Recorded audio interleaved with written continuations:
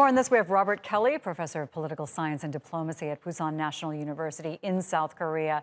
Robert, this would not be the first time that North Korea's bark was worse than its bite on its purported tests of one thing or another. But what does concern you about the advancements that we have seen over the past few years?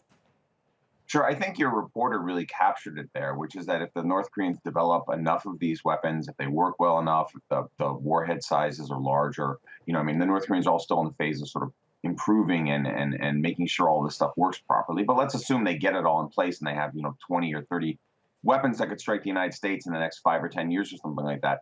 That could help push the American and the South Koreans, the Americans and the South Koreans apart, right? The whole idea is to sort of hold the Americans at bay with these nuclear weapons.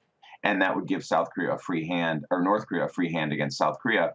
And you can see that in Ukraine right now, right, where Putin has successfully leveraged his nuclear weapons to keep the West out of the Ukraine conflict. And I think that's what the South Koreans are really worried about, is that the North Koreans will consider doing the same sort of thing here. Exactly. Just a few years ago, there was real debate over how far North Korea's ballistic missiles could travel. Did they even have the capability to carry a nuclear warhead? Does it go without saying now, in 2022, that they could, if they wanted to, strike the United States with a nuclear weapon?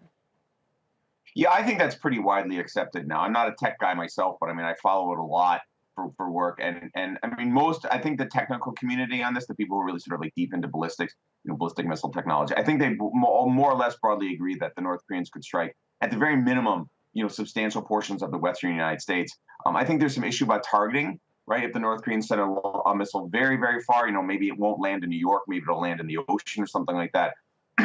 But I think generally it's sort of understood that the North Koreans can range the continent of the United States, which, raises the issue of a nuclear detonation in the United States. And that, again, that sort of perhaps will throw the alliance into some question. I think that's what the North Koreans are looking to do. That's why they're building these. It's often said that Kim Jong-un, among the few details that are known about him, that he is obsessed with his own defense, that he's obsessed with survival. As we see advancement after advancement in their missile program and other areas, do you think it's merely defensive, or does he have ambitions to launch an offense one day? Yeah, so the nuclear weapons actually sort of swing both ways. They sort of cut both ways, right? On the one hand, they're obviously excellent for defense, right? They're a great way to keep any country from attacking North Korea, not just the United States, obviously, but really anybody else, South Korea, Japan, China.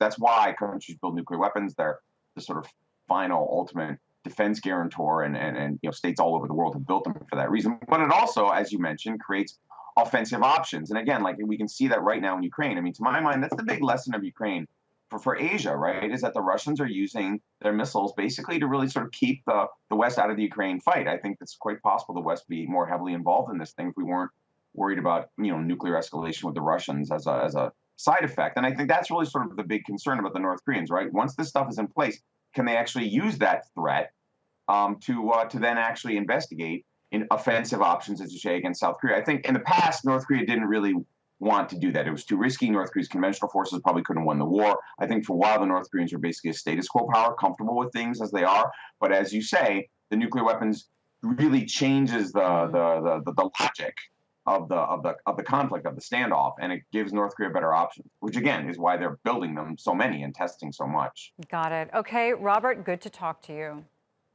Thank you for having me.